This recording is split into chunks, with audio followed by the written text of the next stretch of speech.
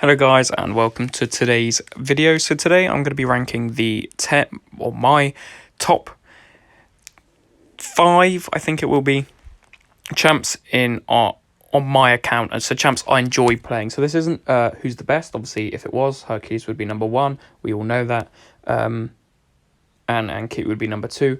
But it's who I enjoy playing the most, who I found the most useful in the build-ups. And then tomorrow I'm thinking of doing the similar type of video, but it'll be top 5 champs I have found best while questing. So something that's a bit different. This one is a little bit of all those things, but this one's tomorrow's video will be more questing. This will be more fully account based, who I've had the most fun with, who's helped me out. So we'll jump right in with some honorable mentions. So honorable mentions will be Overseer. He has just been really cool since I got him. Never expected him to be absolutely amazing, but he was there, really useful. And I do enjoy playing him a lot of the time. Just occasionally it can be not so much painful, but just is not as fun as maybe my other science champion in Quicksilver. So he is an honourable mention. And with him, so is Warlock. I do like playing Warlock. I do find him fun. I think he does some great damage. He's really useful. This list will look different tomorrow. This list won't be the same, but this is champs I enjoy playing the most, whereas tomorrow's video is going to be champs who are the most useful while questing, as I said just now. So yeah, that is the 2 honourable mentions, Overseer and Warlock. Coming in at number 5, champs I enjoy playing the most is going to be Kitty Pryde. I do really like Kitty Pryde. I think she's really fun. Like when you get those perfect, when you get the perfect Nick Fury fights where they're hitting into a miss, and it's really, really useful. She feels amazing. She feels really fun. If you're fighting champs who puts Incinerates on, Human Torch, Mephisto, she does a ton of SP2 damage, and it's really good. She has some nice synergies. So I recently ranked up Tigra to fully ranked 5-star. And with that synergy, she's really nice with the unblockables. But she's not quite. I like champs who are quite difficult to really get to used to. Once you play them, you feel like, wow, I've really had a great fight there. I've had a lot of fun. And for me, she's up there. You know, she's top 5. She beats out champs like Null, Ultron, Falcon, Hulkbuster, Black Cat, like these champs that I don't mind playing.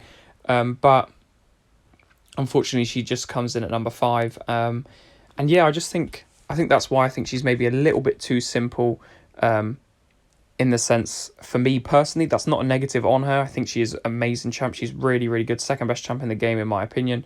But yeah, I think she, for me, she's not up there on the enjoyment scale. But she is still 5th, so don't get me wrong.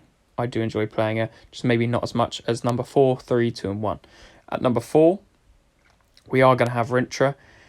I really, really enjoy playing Rintrah. I know what I said about Kitty Pryde. You may think, bit hypocritical to say Kitty Pryde's simple, but with Rintrah you just get him in the corner and throw his SP2 with the ruptures. Yeah, that is really all you play.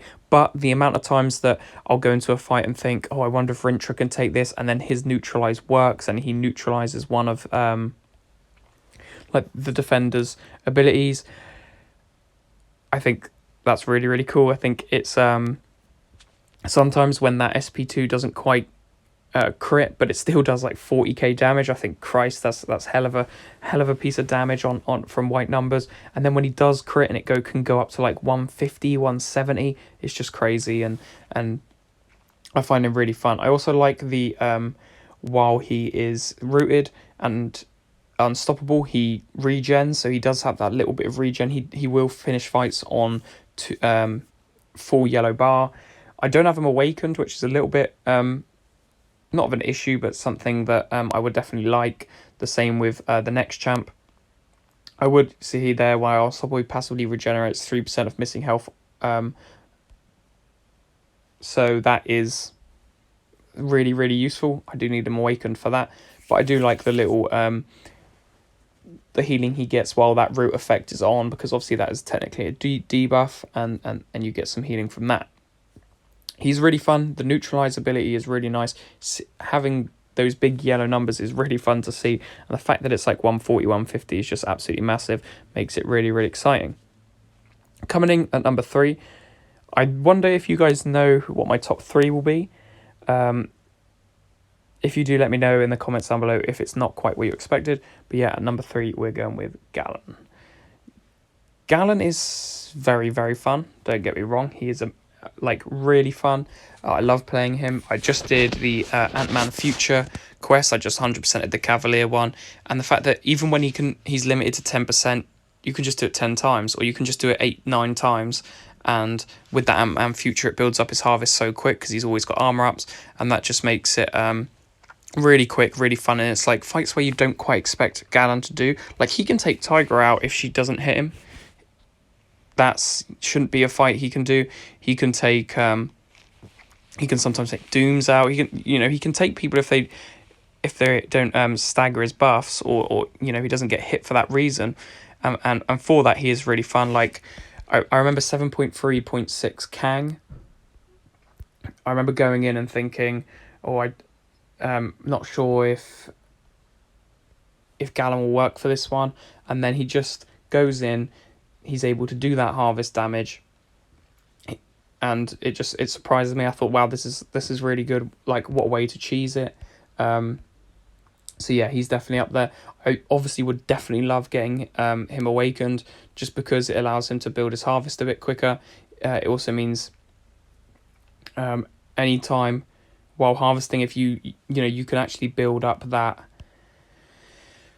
Build up the harvest while in the harvest hasn't quite detonated yet, and that would do direct damage. I would love the I would definitely love this him up to be awakened. Galan comes in at number 3 just because he takes so many fights that I don't expect him to, and then the fights that he does take are just great fun. He finishes them in seconds. Battlegrounds, he's amazing, and that is why he goes in at number 3. Now it's a real standoff at number 2. This is between Quicksilver and Professor X. So just before I get into these, Hercules, he's not in this top 5 just because I've only recently got him. I only got him 2 days ago. I haven't had loads of time to play with him, and I think if I had, he would be up there. I'm playing a little bit of the EOP Hercules fight, just practicing, and Hercules is really fun for that. He got him down to about 50%, which I thought was really good. Without that immortality, he could have probably soloed that fight if I had the immortal or the awakened son of Zeus Sig ability.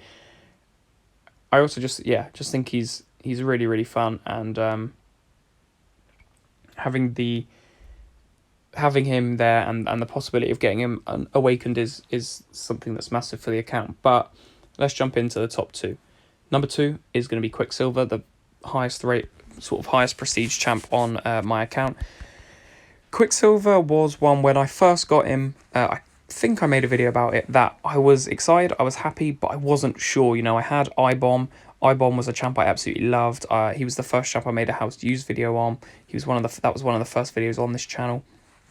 And I thought, am I going to like Quicksilver that much? Am I going to be able to get used to him? And I remember the first couple of fights, I thought, not a big fan of this. Like the basic attacks, the 2-hit basic attacks, the 3-hit basic attack, I just thought, I'm not a big fan of this. But once I'm getting used to him, the whiplash damage can be amazing. The withers in fights like Hyperion or Mordo, where it basically, if you have 6 withers on, because I have him awakened, you can basically, it decreases their power. It goes for over 100%, so they start to lose power. I think it's really fun. The fact that he is a miss counter and an evade counter is massive in a lot of the fights, especially him and Professor X. They both counter miss, so when Professor X is fighting a tech champ and he can't, I bring in Quicksilver, and that just makes it really, really handy. And then getting him into terminal velocity, that really, really nice rotation of getting him into terminal velocity, SP3, then SP2, then detonate, just does up to like 300k damage. It's absolutely huge. It does take a long time, but the fact that I've had to learn that, it's a lot of fun, and that's what I really enjoy about the champs. So yeah, Quicksilver jumps in at the number 2, and then finally in the number 1 is Professor X. Professor X was actually, if you go back to the beginning of my channel, you will see that my old champs used to be Kitty Pryde. As soon as I got her, I ranked her up. I had Ultron up, I had Null up, I had Ibom up, Warlock. I'm pretty sure I had Rintra at the time. And then one day I saw MSD's video on Professor X, and he was doing like, big 60k damage from red numbers. I thought, wow, that's pretty cool. He has a lot of prowesses. Maybe I can use him to counter miss. So, I'd pulled him actually twice. You can see the level 40. I'd pulled him twice before he was in the last feature with Galen. And I thought, well, I've got him awakened. Maybe I'll take him up, see what he can do. So I leveled him up. And then ever since, every time I'm able to use Professor X, I love it. The fact that you can refresh the prowesses, the charging a heavy attack and then throwing your special attacks to build another prowess.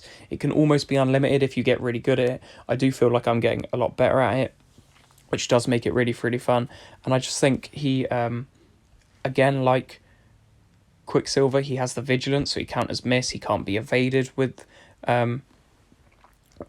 above 25 challenge charges. The mind control, like when you get him into mind control and you've got like 2.5 bars of power and you SP2, or SP2 prowess, have build 2 prowesses, SP2 2 prowesses, then refresh all your prowesses on that third SP2. You can do so much damage and it's absolutely amazing. I really love him. Also, the fact that he has that Quicksilver synergy where champs can't purify his stun on well-timed blocks is so effective. It makes actually playing him a lot easier, especially champs like Kingpin, even Elsa Bloodstone, Valkyrie, champs like that. You don't have to worry about them purifying. You know that stun's going to stick, and that I think is really useful. And those two in combination are why they're my top 2 champs. They are maybe interchangeable, but I just really love that Professor X rotation of, ability of refreshing prowesses as they come on. So he is why he comes on at number 1. So in tomorrow's video, I will be doing a ranking of champs who I think were my most useful while questing. It will look different because I got Quicksilver late, I got Hercules late, I didn't rank up Tigra very recently, so it will look very different. I do think no one in this video will be in the same position that they were in this list as yesterday. So for example, Quicksilver won't be number 2, Professor X won't be number 1, Galen won't be number 3, and there will also be champs down here in this lower section that actually came in clutch, massive in like Act 6 and the beginning of Act 7, that when I did get these god tier champs at the top, they made my life so much easier. So that's what's coming tomorrow. Thank you so much for watching.